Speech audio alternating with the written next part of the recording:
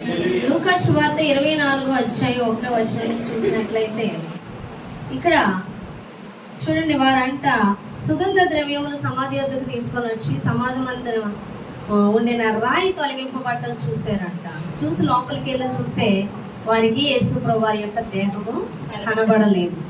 ఇందులో గూర్చి వారికి ఏమీ తోచకి ఉండగా ప్రకాశమానమైన వస్త్రములు ధరించిన ఇద్దరు మనుషులు వారి అంతా నిలబడి వారు భయపడి ముఖములను నేల మోపి ఉండగా, మీరు సజీవుడైన వాణ్ణి మీరెందుకు మృతులలో వెతుకుచున్నారు? ఆయన ఇక్కడ లేడు, ఆయన లేచి ఉన్నాడు. హల్లెలూయా. సజీవుడైన వారిని, బ్రతికి ఉన్న దేవుణ్ణి మీరెందుకు మృతులలో వెతుకుతున్నారు? ఆయన ఇక్కడ లేడు అని చెప్తున్నారు. హల్లెలూయా. ఆ మాట చెప్పి వాళ్ళు ఏమని చెప్తున్నారంటే, దూతలు 7వ వచనం, మనుష్య కుమారుడు పాపిష్టులైన మనుషుల చేతికి అప్పగింపబడి సిలువ వేయబడి 3వ దినమందు లేవలసి ఉన్నదని ఆయన మీతో చెప్పిన మాట జ్ఞాపకము చేసుకొనుడని వారితో అనిరి. అప్పుడు వారు ఆయన మాటలు జ్ఞాపకము చేసుకొని, హల్లెలూయా, యేసు ప్రభువు సిలువ వేయబడవలసి ఉన్నది పాపముల నిమిత్తం, ప్రపంచ మానవాళి నిమిత్తం. నేను మరలా తిరిగి 3వ దినమున లేస్తానని ముందే చెప్పాడు యేసు ప్రభువు. ఆ మాటలు దూతలు జ్ఞాపకం చేసుకున్నప్పుడు వారికి జ్ఞాపకం వచ్చాయంట. వీరు చెప్పినప్పుడు యేసు ప్రభువు వారు చెప్పిన మాటలు జ్ఞాపకమునకు వచ్చాయంట. హల్లెలూయా. ఇక్కడ విషయం ఏంటంటే, మృతులలో సజీవుడైన యేసు ప్రభువుని వెతుకుతున్నారు. అర్థమవుతుందా? కానీ మన మృతుల్లో సజీవుడైన యేసు ప్రభువుని వెతకడం కాదు, సజీవుడైన యేసుని మనం వెతకాలి. మృతులలో కాదు, సజీవుడైన యేసుని వెతకాలి. మృతుల్లో ఎలా వెతుకుతున్నారు, సజీవుడైన యేసుని ఎలా వెతకాలి అని మనం చూసినట్లయితే, ఈ దినమున చాలా మంది యేసు ప్రభువారిని ఒక సజీవుడైన వ్యక్తిగా చూడలే, మృతుడిగానే చూస్తున్నారు. ఎలా చూస్తున్నారు అంటే, విశ్వాసం ఉంచేము, నమ్మేము అని చెప్పి ఆయన ఉన్నాడు లేడు అన్న ఉనికి సరిగ్గా తెలియనటువంటి వారై సొంత ప్రయత్నాలు, సొంత శక్తి కదా, సొంత మహిమను వెతుక్కుంటూ సొంత ఆలోచనలు చేయొచ్చు, మన బలగం మీద మన మీద ఆధారపడడం, అది మృతుల్లో వెతకడమే అని దేవుడు మాట్లాడుతున్నాడు. ఎలా అంటే, నేను ఒక విషయం చెప్తా. చాలామంది యేసు ప్రభు వారికి ప్రార్థన చేసామంటే ఎలా చేస్తారు? కళ్ళు మూసుకుంటారు, అవునా? కళ్ళు మూయగానే మీకు ఏం కనబడుతుంది? ఏం కనబడుతుంది? యేసు ప్రభు వారి వద్దకు వెళ్ళామని ఊహించుకుంటారుగా, ఊహించుకోరా? ఒక ఫోటో ఊహించుకుంటారా లేదా? వచ్చేస్తుంది ఒక చిత్రం, రాదా? యేసు ప్రభు వారి చిత్రం రాదా? యేసు ప్రభు వారిని మనం చాలా చూస్తూ ఉంటాం కదా, ఎందుకంటే మనకు అలవాటు అయిపోయింది, ఏదో ఫోటో కనపడాలి. కళ్ళు మూయగానే యేసు ప్రభువారు. మీరు ఎంత ఊహించుకోకపోతే కళల్లోకి యేసు ప్రభువారు వచ్చి ఇలా టచ్ చేసేస్తున్నారు. చాలా మందికి వచ్చేస్తుంటాయి కదా కళలో, అవునా కాదా? యేసు ప్రభువారిని ఊహించుకుంటాం, ప్రభువాని కాళ్ళు పట్టుకుంటాం, ప్రార్థన, అవునా కదా? నీ పాదాలు పట్టుకుంటాం, నువ్వే దిక్కు, నువ్వే మాకు, మీ పాదాలే పట్టుకుంటాం, నువ్వే మాకు దిక్కు, నువ్వు కాపాడకపోతే మేము పోతాం, నీ కాళ్ళు అనుకుంటున్నాను, నీ చేతులు పట్టుకుంటున్నాను, అవునా కదా? ఆయన కౌగిలించుకున్నట్టు, ఆయన ముద్దు పెట్టుకున్నట్టు, బాగా ఏడ్చేసి, ఇప్పుడు బాగా ఏడ్చేది కాబట్టి, బాగా అడిగేది కాబట్టి ఈసారి కార్యం చేసేయచ్చు, అవునా కదా? ఇంకోటి, బాగా శ్రమ వస్తే ఇలా చూస్తాం, ప్రభా నువ్వు చూస్తున్నావు, నాకు తెలుసు ఎంత బాధపడుతున్నానో తెలుసా, ఇప్పటికైనా కనికరించు అని అడుగుతాం. ఇంకా కనికరించట్లేదని ఫీల్ అవుతాం, అవునా కదా? మనకి తెలుసో తెలియకో ఒక విగ్రహాన్ని అనేది ఊహించుకుంటాం. యేసు ప్రభువారి అనుభూతికి ఒక విగ్రహం మనకు వచ్చేస్తుంది. దేవుడు అంటే ఒక మనిషిని ఊహించుకుంటూ ఉంటాం. నీకు రావాల్సింది, నీకు వచ్చేసేది ఏంటంటే మైండ్లోకి ఒక మనిషి, యేసయ్య దేవుడు ఉన్నాడు ఇక్కడ అనేది ఊహించుకుంటూ వెళ్ళిపోతుంటాం. అందుకే చాలామంది ఏమని చెప్తారంటే, మీరు ప్రార్థన చేయండి, మీరు ప్రార్థన చేస్తే జరుగుతుంది, సేవకులు కదా మీరు ప్రార్థన చేయండి. మేమంటే మేము ఎక్కువ లోకంలో అంటే మా పనుల మీద మేము ఉంటాం కాబట్టి మీరు చేసేస్తే జరిగిపోద్ది. మీరు ప్రార్థన చేయండి, మా పని మేము చూసుకుంటాం అని చెప్తూ ఉంటారు. అర్థమవుతుందా? కానీ దేవుడు ఒక మాట అన్నాడు. ఏమని అంటే, ప్రతి ఒక్కరిని కూడా మీరు రాజులు యాజక సమూహమై ఉన్నారు అంటున్నాడు. అవునా కదా? ప్రతి ఒక్కరూ కూడా ప్రార్థించవలసి ఉన్నది. ఎలా ప్రార్థించవలసి ఉన్నది అంటే, వాక్యమును ఎత్తి విశ్వాసంతో ప్రార్థించవలసి ఉన్నది. ఎలా అంటే, మీకు ఒక మాట చెప్తా, మీకు అన్నీ తెలిసిన రెఫరెన్స్లే. లూకా సువార్తలో ఉంటుంది, మీరు తీయక్కర్లేదు. యేసు ప్రభు వారి దగ్గరికి సాతాను శోధించడానికి వస్తుంది. వచ్చినప్పుడు ఏమని అడిగింది? ఈ రాళ్లను రొట్టెగా మార్చమని అడిగింది. కానీ యేసు ప్రభు వారు ఏమని సమాధానం ఇచ్చారు? దేవుని మనిషి రొట్టె వల్ల మాత్రం కాదు, కానీ దేవుని నోటి నుండి వచ్చు ప్రతి మాట బట్టి. ఎలా? ప్రతి మాట. దేవుడు అంటే ఒక మనిషిని కాదు, వాక్యమే దేవుడు. ఆది యందు వాక్యమే దేవుడు. నువ్వు ప్రార్థన చేస్తున్నప్పుడు నీకు గుర్తు రావాల్సింది దేవుని వాక్కు. అర్థమవుతుందా? ఒక్కొక్క మాట మనలో శక్తిని, బలమును, ధైర్యాన్ని, విడుదలను కూడా చూస్తాం. నిన్న ఒక వాక్యం చదువుతున్నప్పుడు దేవుడు నాకు మాట్లాడాడు 2 మాటల ద్వారా. ఆయన ఇత్తడి తలుపులను, ఇనుప సంఖ్యలను కూడా విడగొడతాడు. ఆ మాట నాకు ఎంతో బలాన్ని ఇచ్చింది. ఇంకోటి, నీతిమంతునికి అనేక ఆపదలు కలుగుతాయి, కానీ ఆపదలన్నిటి నుంచి విడిపిస్తాడు. ఆ మాట ఏమవుతుందంటే, మనతో దేవుడు ఆయన పని చేస్తున్నట్టుగా మనం ఆ శక్తిని అనుభవిస్తాం. అందుకే ఎక్కువ వాక్యమును చదవాలి, ఎక్కువ వాక్యముతో గడపాలి. దేవునితో ఎక్కువ ఉండడం అంటే ఓన్లీ ప్రార్థన చేస్తే అవదు. ఆ ప్రార్థన చెయ్యాలి అంటే నీకు వాక్యము అయినటువంటి దేవుణ్ణి నువ్వు కలిగి ఉండాలి. నీ హృదయం అంతటిని కూడా నువ్వు వాక్యముతో నింపుకోవాలి. నిత్యము దాన్ని ధ్యానిస్తూ ఉండాలి. ఆ వాక్యము నువ్వు ఎంత ధ్యానిస్తావో అంతగా యేసుని కలిగి ఉన్నట్లు. అర్థమవుతుందా మీకు? ఎక్కువ వాక్యము కలిగి ఉన్నప్పుడు, ఎక్కువ నువ్వు ఆ ధ్యానాన్ని కలుగుతున్నప్పుడు, ఆ వాక్యాన్ని చూడండి. చాలా మంది ఏ విధంగా వెళ్తారో తెలుసా? దేవుడి దగ్గరికి అద్భుతాలు చూస్తూ దేవుడి దగ్గరికి వెళ్తారు. ఎలాగా? అద్భుతాలు చూస్తూ దేవుని యొద్దకు వెళ్ళాలని చూస్తారు. నీకు ఒక ఆలోచన చెప్తున్నాను. మొట్టమొదటి మీకు అద్భుతాలు బాగా జరుగుతాయి, తర్వాత జరగవు. ఎందుకంటే నేను దేవుని యొద్దకు నడిపించడానికి కొన్ని జరుగుతాయి, తర్వాత నుంచి అద్భుతాలు జరగవు. మరలా అలా జరగాలని ఎదురు చూస్తూ ఉంటారు. అద్భుతాలు జరగాలనేది నువ్వు విశ్వాసాన్ని విడుదల చేయడం బట్టి జరుగుతాయి. మీరు నా మీద విశ్వాసం ఉంచి ఈ కొండను వెళ్ళి సముద్రంలో పడమంటే పడుతుంది. ఆ అద్భుతాలు జరిగించే విధంగా నువ్వు వాక్యాన్ని కలిగి ఉండి దాన్ని విశ్వాసంతో విడుదల చేయాలి. నువ్వు ఆ పని మానేసి అద్భుతాలు జరుగుతాయేమో చెయ్యి అని ఎదురు చూడకూడదు.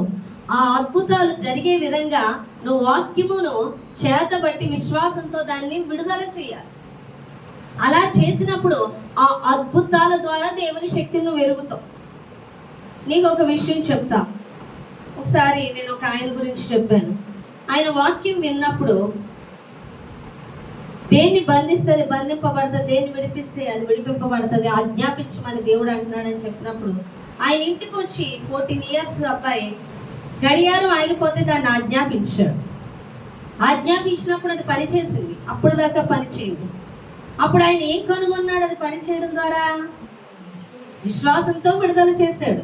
అక్కడ పని జరిగింది. అప్పుడు ఎవరిని తెలుసు కనుగొంటున్నాడు? ఆయన యేసుని కనుగొంటున్నాడు. అది యేసుని వెతకడం అంటారు. అర్థమవుతుందా మీకు? యేసుని వెతకాలి, కనుగొనాలి, ఆయన ప్రేమను అనుభవించాలి, ఆయన శక్తిని అనుభవించాలి. అర్థమవుతుందా? నువ్వు ఆయన ప్రేమను ఎప్పుడు అనుభవిస్తావు? ఆయన శక్తిని ఎప్పుడు అనుభవిస్తావు? చూడండి, నీకు అనారోగ్యం కలిగినప్పుడు, మరణకరమైన పరిస్థితికి వెళ్ళినప్పుడు, లేదా నువ్వు చాలా ఆర్థిక ఇబ్బందుల్లో ఉన్నప్పుడు, నువ్వు ఒంటరి అయినప్పుడు, నీకు ఆదరణ కలిగించి నీ గుప్పుల్ని నింపి నీ రోగమును తగ్గించినప్పుడు నిన్ను ఆయన ఎంత ప్రేమిస్తున్నాడో ఆ ప్రేమ తెలుసుకుంటావు. అవునా కదా? నీ శత్రువు మీద నీకు విజయం ఇచ్చినప్పుడు ఆయన ఎంత శక్తివంతుడో తెలుసుకుంటావు. అర్థమవుతుందా? నువ్వు ఊహించినటువంటి కార్యాలు జరిగినప్పుడు, నువ్వు విశ్వాసం వచ్చినప్పుడు, అద్భుతాలు జరిగినప్పుడు ఆయన ఎంత అద్భుతకరుడో నువ్వు తెలుసుకుంటావు. నువ్వు దేవుడు నీకు అద్భుతాలు చేస్తే కాదు, ఆ అద్భుతాలు జరిగించులాగా నువ్వు విశ్వాసంతో దేవుని యొక్క వాక్కును విడుదల చేయాలి. అప్పుడు దేవుని యొక్క ఉనికి నువ్వు తెలుసుకుంటావు, గ్రహిస్తావు. ఎస్, దేవుడు ఉన్నాడు, ఇది దేవుడే చేస్తున్నాడు. అర్థమవుతుందా మీకు? చూడండి, మనం చూసినట్లయితే పాత నిబంధనలో మోషే ఇజ్రాయెల్ ప్రజలందరినీ కూడా కనాను దేశం తీసుకెళ్ళేటప్పుడు ఆయన్ని ప్రతిదీ కూడా దేవుణ్ణి అడుగుతూనే వెళ్తున్నాడు, దేవుని మీద విశ్వాసం ఉంచుతూ వెళ్తున్నాడు. అవునా కదా? దేవుడు చెప్పింది విశ్వాసంతో చేసుకుంటూ వెళ్ళిపోతున్నాడు. ఇజ్రాయెల్ ప్రజలందరూ మొరపెట్టారు, బయలుదేరారు. దేవుడు చెప్పిన దారి గుండా వెళ్ళబోదు అడ్డుగా ఏమొచ్చిందంటే ఎర్ర సముద్రం వచ్చింది. అవునా కదా? అదే మనం ఆ ప్లేస్లో ఉన్నా అంటే ఏం చెప్తాం? నువ్వు తీసుకొచ్చిన దారి కరెక్ట్ కాదు, ఈ దారి అంటే ఎవడన్నా తీసుకొస్తాడా? చూడు, ఇప్పుడు ఎర్ర సముద్రం అడ్డొచ్చింది, నువ్వు సరిగ్గా విన్నావా దేవుని ఆలోచన? ఇది దేవుని ఆలోచన, నీ ఆలోచన. అవునా కదా? నిజంగా 11 రోజులంత ప్రయాణం అంటే కనాను దేశం వెళ్ళాలంటే, కానీ ఈయన ఎర్ర సముద్రం గుండా బయలుదేరమన్నాడు. 11 రోజుల ప్రయాణమే దేవుని చిత్తం అనుకుంటాం, ఎర్ర సముద్రం అనుకోం కదా. కానీ ఇలా తీసుకొచ్చాడు కాబట్టి ఇతను కరెక్ట్ కాదు, నువ్వు సరిగ్గా వెళ్ళలేదు. అవునా కాదా? నీ లీడింగ్, నువ్వు సరిగ్గా దేవుని స్వరం వెళ్ళలేదు అనుకుంటాం. కానీ దేవుడు చెప్పిన ప్రకారం విశ్వాసంతో అడుగులేసుకుంటూ వచ్చాడు మోషే. వచ్చాడు కాబట్టి దేవుని వాక్కుని నమ్మి, ఆ మాటలు నమ్మి విశ్వసించి బయలుదేరాడు కాబట్టి ఎర్ర సముద్రం పాయలు చేయడం అనే దేవుని శక్తిని చూడగలిగారు అందరూ. లేకపోతే దేవుని శక్తి చూడగలిగేవారా వాళ్ళు? ఈజీగా వెళ్ళిపోతేని దేవుని శక్తిని వాళ్ళు, మనతో దేవుడు ఉన్నాడు, మన పక్షాన దేవుడు ఉన్నాడు, మన పక్షాన ఉన్న దేవుడు మామూలు వాడు కాదు అన్న విషయాలు అక్కడే గ్రహింపించేశాడు. ఎర్ర సముద్రాన్ని 2 పాయలు చేయడం అనేది మామూలు విషయం కాదు. వారి పక్షాన ఉన్న శక్తి ఎంత గొప్పదో చూశారు. ఇంకెంత గొప్ప మిరాకిల్ అంటే ఇజ్రాయిల్ ప్రజలందరూ దాటేసి ఇక ఫరో సైన్యం వెళ్ళాక నీళ్లు మూసుకుపోయాయి. అది ఇంకా విచిత్రమైంది. దేవుడు వాళ్ళ పక్షానే ఉన్నాడని తెలియడానికి. ఇంకోటి ఏంటి, అక్కడ నీటి బాప్తిసం అయిపోయింది అందరికీ. అర్థమవుతుందా? శత్రు శాసనం అనేది మిగలకుండా తీసి పాడేశాడు. కేవలం శత్రువునే ముంచాడు కానీ ఆయన ముంచలేదు. అంటే ఆయన ఎంత అపారమైన ప్రేమ కలిగి ఉన్నాడో, తన బిడల ఎడలు ఎంత శ్రద్ధ కలిగి ఉన్నాడో, వారి పక్షాన శత్రువుని ఎంతగా నాశనం చేస్తున్నాడో. ఆయన చెప్పిన మార్గంలో వెళితే ఆయన పగలు మేఘస్తంభమై, రాత్రి అగ్నిస్తంభమై వాళ్ళతో నిలిచుండిపోయాడు. ఇవన్నీ ఎప్పుడు జరిగాయి? విశ్వాసం ఉంచి ఆయన మీద, ఆయన మాట మీద నమ్మకం ఉంచి అడుగులు వేస్తూ ఉన్నప్పుడు. మీకు అర్థమవుతుంది? నన్ను దేవుడు సేవకు పిలిచినప్పుడు నన్ను ఏమని చెప్పాడంటే, జాబ్ చేయొద్దు అన్నాడు. అవునా కాదు? ఆయన నాకు అద్భుతం చేసి చూపించలేదు, మాట మాత్రం సెలవించాడు. నేను దాన్ని విశ్వసించాను, నేను నమ్మి విశ్వసించి ఆయనకు అప్పగించుకున్నప్పుడు ఆయన శక్తిని నేను చూశాను. ఆయన పోషించువాడైన దేవుడని చెప్పడమే కాదు, నేను అనుభవిస్తున్నాను. అర్థమవుతుందా? చాలా మంది మనిషికి మనిషి తోడు లేకపోతే ఎలా? ఈ లోకంలో ఒక ప్రొటెక్షన్ కావాలి, మనకి కాళ్ళు కావాలి, ఇల్లు కావాలి, ఇవి కావాలి, అవి కావాలి అనుకుంటారు. కానీ ఏది లేకపోయినా దేవుడు ఏ సమయానికి ఏది సమకూర్చాలో అది సమకూర్చేవాడిగా నా పక్షాన్ని చూస్తున్నా. అర్థమవుతుందా? ఎవరి సహాయం లేకపోయినా దేవుని సహాయం ఆయా సమయాల్లో నన్ను నడిపిస్తూ, నేను దినదినము ఆయన్ని తెలుసుకుంటున్నాను. ఆయన గొప్పతనము, ఆయన ప్రేమ, ఆయన శక్తి, ఆయన మహిమ దినదినము తెలుసుకుంటున్నాను. మరింత ఆయనకి దగ్గర అవుతున్నాను. అర్థమవుతుందా? కాబట్టి వాక్యాన్ని నమ్మి వెళ్ళాలి తప్ప అది సజీవుడైన దేవుని వెతకడం. మనం మృతుల్లో వెతకడం అంటే ఆయన ఉన్నాళ్లే, ఆయన చేస్తాడులే, వీళ్ళు ప్రార్థన చేసేయండి, మీరు చేసేయండి, ఎప్పుడో జరుగుతాయిలే కాదు. ఆ వాక్కును విడుదల చేయాలి. నువ్వు వాక్యాన్ని ఎక్కువ విస్తారంగా చదవాలి. ఎక్కువ వాక్యాన్ని చదివి వాక్యం మీద నమ్మకం ఉంచి నువ్వు విశ్వాసంతో ఆయా పరిస్థితులు వచ్చినప్పుడు చూడండి, ఎర్ర సముద్రం గుండా తీసుకెళ్లకుండా మార్గం సరళం అయిపోయి ఉంటే ఇక్కడ అద్భుతం చూడగలిగేవారా? 11 రోజులంతా ప్రయాణంలో వాళ్ళు వెళ్ళిపోతే దేవుని యొక్క అపారమైన శక్తి చూడగలిగేవారా? చూడలేకపోయేవారు.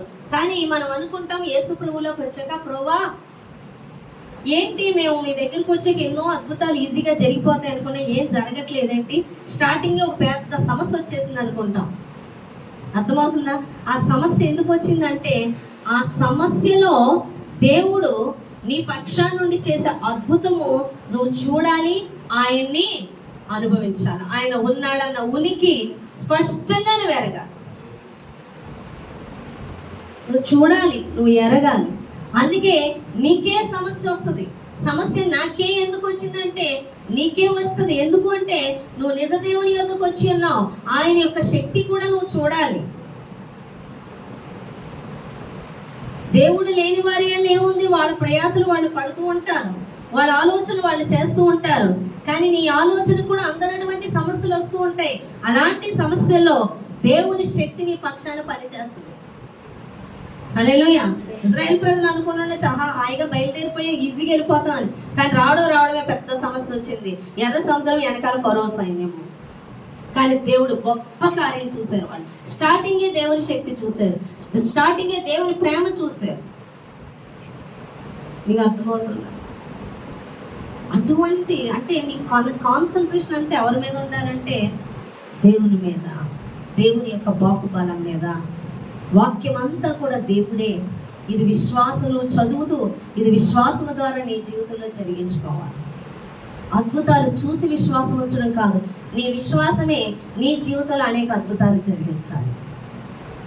అది ఎప్పుడు జరుగుతుందంటే విస్తారంగా వాక్యాన్ని కలిగి ఉండాలి. కానీ చాలా బ్లండర్ మిస్టేక్ ఏంటంటే వాక్యము తక్కువ చదువుతాం, లోకాన్ని ఎక్కువ చూస్తాం. లోకంలో ఉన్నది అపవాది. అపవాది ఎప్పుడు కూడా మన వాక్యాన్ని దొంగిలించడానికి చూస్తుంది. నీ హృదయంలో ఉన్న వాక్యాన్ని దొంగిలించడమే దాని పని. అర్థమవుతుందా? నీ హృదయంలో ఉన్న వాక్యాన్ని దొంగిలించేస్తే చాలు, నువ్వు విశ్వాసంలో ఏ అడుగు కూడా వేయలేవు. దొంగిలించడానికి అనేక ప్రయత్నాలు చేస్తుంది. ఏదేను వనములో యేసు ప్రభు వారితోనే సహవాసం ఉంటూ ఆయన యొక్క మాటలు తప్ప వేరే మాటలు విననటువంటి వారి దగ్గరికే వచ్చింది అపవాది. ఏం దొంగిలించింది? తండ్రి మీద నమ్మకాన్ని దొంగిలించేసింది. వద్దు అన్న పండు తినేలా చేసింది. ఆయన మాటలు నిజం కాదని చెప్పింది. ఏది లోకం చూడనటువంటి, ఎల్లప్పుడూ తండ్రితోనే సహవాసం చేసినటువంటి అవ్వనే అంత మోసం చేసినప్పుడు నువ్వు ఉదయం లెగిసిన కాంచి రాత్రి వరకు గడిపేదంతా లోకమే, మాట్లాడేదంతా వాక్యం లేని వారితోనే, వాస్తవాలు మాట్లాడే వాళ్ళతో, లోక జ్ఞానములతో మాట్లాడుతూ ఉంటావు. అలాంటప్పుడు నీలో వాక్యం ఏ ఒక్క ఫలము ఎక్కుతుంది. దేవుని మీద నమ్మకం ఉంచాను. ఎలా? ప్రభువా నిన్ను నమ్ముతున్నా. ఇలా అనబోదు ఒక బొమ్మ కనపడుతుంది, యేసు ప్రభువాది నేను నమ్ముతున్నా. ఇక్కడ వాక్యం ఎక్కడ కనపడదు, వాక్యం చదవడం ఉండదు, ఆ చదివిన వాక్యం మీద ధ్యానం ఉండదు. ఆ ధ్యానములో మనల్ని దేని యందు విశ్వాసం ఉంచమంటున్నాడో, ఆ పరిస్థితుల్లో ఎలాగ అనుకోమంటున్నాడో అదేమి బుర్ర పెట్టం. ఏం పెడతామంటే మీరు ప్రార్థన చేసేయండి, నేను వెళ్ళేటప్పుడు ప్రార్థన చేసుకుంటాను అంటే జరిగిపోద్ది. విశ్వాసం ఎక్కడ పని చేస్తుంది? విశ్వాసం పనిచేసే విధంగా నీలో వాక్యం ఎక్కడుంది? వాక్యానికి ఎక్కడ చోటివ్వం. హృదయంలోకి వాక్యమే వెళ్ళనేమో. మీకు ఆ విషయం తెలుసా? నాగలి పెట్టి దున్నుతూ ఉంటేనే మెత్తబడుతుంది భూమి, అవునా కాదా? నీ హృదయం మెత్తబడాలి, నీ హృదయం కఠినమవకూడదు. అంటే నువ్వేం చేయాలి? ఎక్కువ వాక్యాలు చదవాలి. మన కఠిన హృదయాలు మాంస హృదయాలుగా మలచబడాలంటే వాక్యాన్ని ఎక్కువ చదివి దేవుని యందు విశ్వాసం ఉంచాలి. వాక్యం వినకుండా చదవకుండా దేవుని యందు విశ్వాసం ఉంచకుండా ఉన్న వారి హృదయాలు కఠినమైపోతూ ఉంటాయి. కఠిన హృదయాలు చాలా ప్రమాదస్తులు. వారికి ప్రేమ, జాలి, దయ, కరుణ ఇంకా ఏముండు. అర్థమవుతుందా? ఇక స్వకీయ మహిమను వెతుకుతూ, సొంత ఆలోచనలు చేస్తూ, వారి ఇష్టానుసారంగా ప్రవర్తిస్తూ ఉంటారు. కాబట్టి వాక్యం అనేది నీ హృదయంలోకి ఎక్కువ విత్తాలి. వాక్యం చాలా తక్కువ చదువుతూ లోకముని ఎక్కువ గడిపే వాళ్ళలో దేవుని యొక్క విశ్వాసం పనిచేయదు. చాలా పోరాటం అయిపోద్ది వాళ్ళకి, కష్టం. ఏయో వాగ్దానాలు, ఏయో కళలు, ఏయో దర్శనాలతో వెళ్ళిపోదామంటే ఆ దర్శనమైన వాగ్దానమైన వాక్యము ద్వారానే పని చేయాలి. ఏది పని చేయాలన్నా వాక్యమే ఉండాలి. అందుకే ఎక్కువ వాక్యము త్వరగా చదువుతూ ఉండాలి. ఒక ఆయన అయితే నిత్యము వాక్యం చదివేవాడంట, బైబిల్ కూడా పట్టుకొని వాక్యం మీద దృష్టి పెడతారు. మనకి కాన్సన్ట్రేషన్ నువ్వు లోకం మీద పెట్టకపోవడం వల్ల భూమి ఏమి తిరగబడిపోదు, ఆకాశం ఏమి నీ మీద తిరగబడిపోదు, ప్రపంచం ఏమి నాశనం అయిపోదు. నీ కాన్సన్ట్రేషన్ దేవుని మీద పెట్టడం వల్ల అనేక జీవితాలు వెలిగింపబడతాయి. నువ్వు వెలుగుతో అనేకులు వెలిగిస్తావు.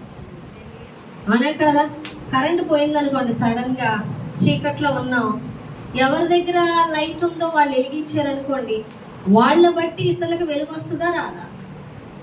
నిన్ను బట్టి ఇతరులు వెలిగింపబడతారు, నిన్ను బట్టి ఆశీర్వదింపబడతారు. ఆశీర్వాదం అంటే ఏంటి? ఏదో పైనుంచి వచ్చే ఆశీర్వాదం కాదు. నువ్వు వాక్యాన్ని కలిగి ఉండడమే ఆశీర్వాదం. ఆ వాక్యాన్ని విశ్వాసంతో పని వచ్చేలా చేయడమే ఆశీర్వాదం. నీకు అర్థమవుతుందా? హల్లెలూయా. అంటే వాక్యము చదవని వారిలో దేవుని విశ్వాసం పనిచేయదు. విస్తారంగా వాక్యం చదవాలి, విస్తారంగా. నువ్వు ఎంత వాక్యం చదివితే అంత యేసు నీ హృదయంలో నిలుపుతున్నాడు. వాక్యం లేని ప్రార్థన పనిచేయదు, వ్యర్థం. ఏమెత్తి ప్రార్థన చేస్తావు? ఆ వాక్యంలో గ్రహింపు లేనప్పుడు ఏది విశ్వాసంతో ఎత్తిపట్టి ప్రార్థన చేస్తావు? నువ్వు ఏదన్నా ఒక విషయం కొరకు ప్రార్థన చేయాలంటే వాక్యమును గురించిన అవగాహన ఉన్నప్పుడే నీ ప్రార్థన ఫలభరితంగా ఉంటుంది. వాక్య అవగాహన లేని వాడి ప్రార్థనలు తేలిపోతూ ఉంటాయి. అందులో రుచి ఉండదు, అంటే బలం ఉండదు, అంటే చూడండి శక్తి లేనిదిగా ఉంటుంది. అదే వాక్య గ్రహింపు ఉన్న వాళ్ళ ప్రార్థన ఎలా ఉంటుంది అంటే, వాక్యాన్ని ఎక్కువ విస్తారంగా చదివిన వాళ్ళు, ఆయన మీద విశ్వాసం ఉంచే వాళ్ళ ప్రార్థన బలంగా ఉంటుంది. చేసిన 2 ముక్కలన్నా. వాక్యం లేని వాళ్ళ ప్రార్థనలు, వాక్యం చదవని వాళ్ళ ప్రార్థనలు, వాక్యం మీద విశ్వాసం లేని ప్రార్థనలు ఉండవు, తేలిపోతాయి. రాదంటారు వాళ్ళు. ఎందుకు నీకు ప్రార్థన రావట్లేదంటే అసలు వాక్యం ఉంటే కదా. అర్థమవుతుందా? కాబట్టి వాక్యమే దేవుడు. ఏం జ్ఞాపకం చేసుకున్నారు? దేవదూతలు చెప్పింది. దేవదూతలు ఆయన చెప్పిన, యేసు చెప్పిన మాటను గుర్తు చేసినప్పుడు వీళ్ళు జ్ఞాపకమునకు తెచ్చుకునేది. హల్లెలూయా. ఈ వాక్యం నీకు జ్ఞాపకమునకు రావాలి. ఈ వాక్కు నిన్ను బలపరుస్తుంది. అందుకే అంటున్నాడు, దేవుని నోట నుంచి వచ్చి ప్రతి మాట మనల్ని బ్రతికిస్తుంది. నువ్వు బ్రతకాలన్నా, నువ్వు జీవించాలన్నా, నువ్వు జయించాలన్నా, నువ్వు స్వస్థత పొందుకోవాలన్నా ఈయన నోట నుండి వచ్చే ప్రతి మాట. నీకు స్వస్థత కలగాల ఆయన చెప్పాడు. ఆయన పొందిన దెబ్బల ద్వారా మనకి స్వస్థత కలుగుతుందని, ఆయన రెక్కల ఆరోగ్యం మనకు కలుగుతుందని ఆ మాట గుర్తు రావాలి. అందుకని యేసు ప్రభువారు ఏదో సిలువలోంచి వచ్చి నేను ముట్టేసినట్టు, స్వస్థపరిచినట్టు ఆయన అడుక్కున్నాం కాదు. ఆల్రెడీ స్వస్థపరిచాడు. ఆ మాట నీకు జ్ఞాపకం రావాలి. ఆయన 3వ దినమున లేచి ఉన్నానని, లేస్తానని ఎలా చెప్పిన మాటను వాళ్ళు జ్ఞాపకం తెచ్చుకున్నారో అట్టి రీతిగానే ఆయన నీలో స్వస్థపరిచి యెహోవాగా పనిచేయుచున్నాడని నువ్వు విశ్వాసం ఉంచాలి, దాన్ని విడుదల చేయాలి. అప్పుడు నీలో స్వస్థత వస్తుంది. పరిస్థితిని బట్టి నువ్వు వాక్యం ఎత్తి విడుదల చేయాలి. అప్పుడు డోర్స్ ఓపెన్ అవుతాయి.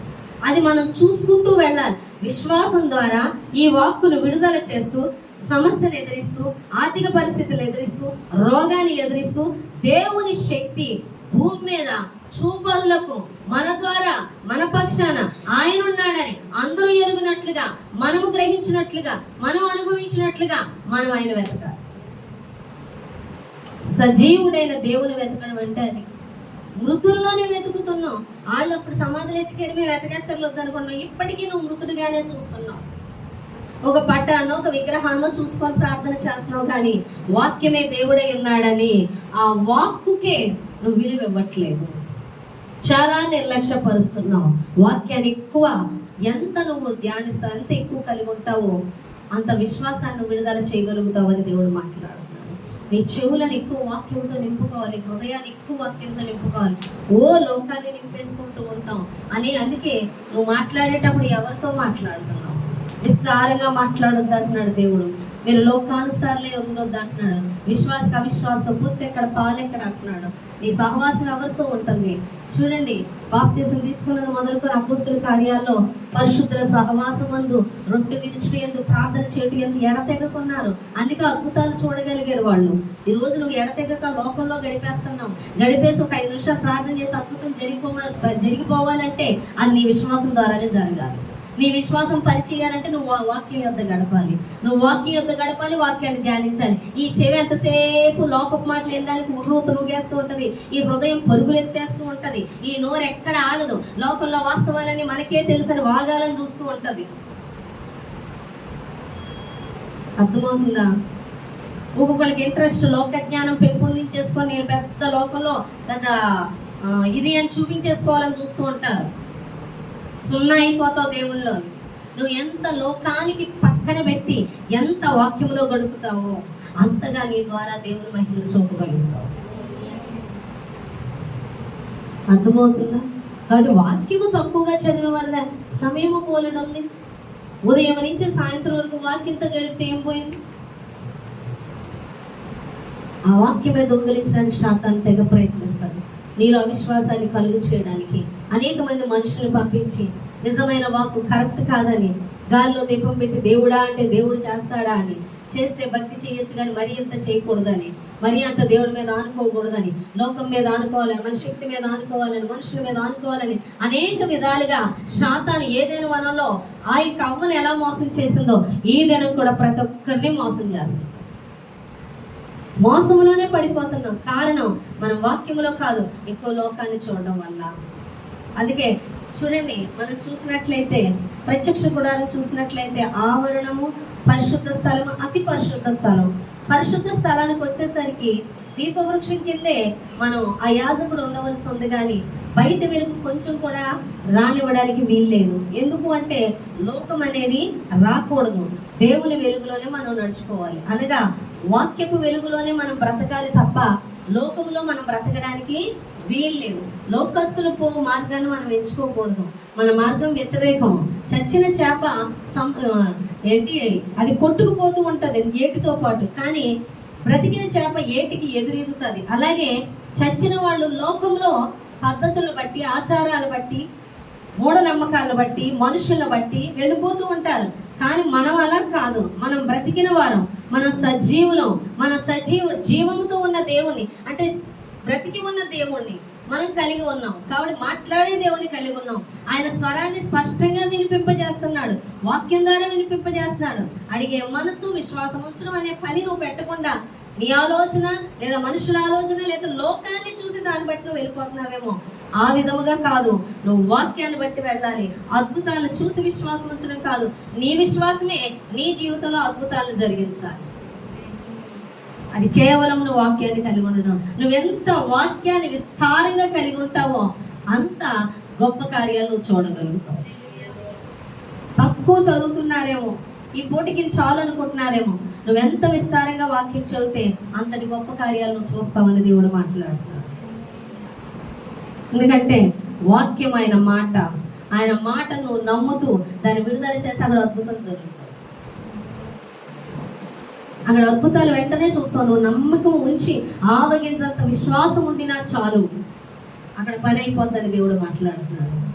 ఆ విశ్వాసం పెట్టకుండానే అపవాది లోకాన్ని చూపిస్తూ అది అవాస్తవం, జరుగుతాదా, నిజమా, విశ్వాసం ద్వారా ఇది జరుగుతాదా, ఇది చాలా పెద్ద పని, ఇది చాలా కష్టమైన పని, అనేక మాటలు నీకు చెప్తూ ఉంటది. కారణం నిన్ను నీ విశ్వాసాన్ని దొంగిలించడానికి. శాతాన్ని నిత్యము ప్రయత్నిస్తుంది.